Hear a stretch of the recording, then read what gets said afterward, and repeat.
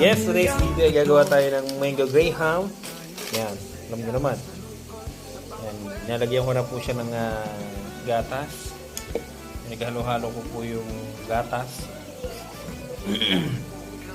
Tapos yung Nestle cream. Tapos condense. Tama ba? Condense? Ibap. Condense. Tapos hiniwa-hiwa ko na po yung mangga. Kasi yan po yung lalagay natin dyan. Sa graham, ang natin lagay is yung graham. Tapos sunod natin lalagay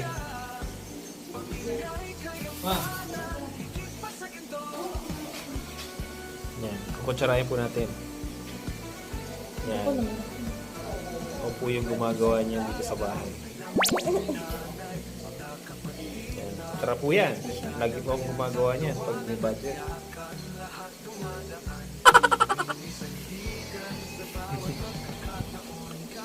Yeah,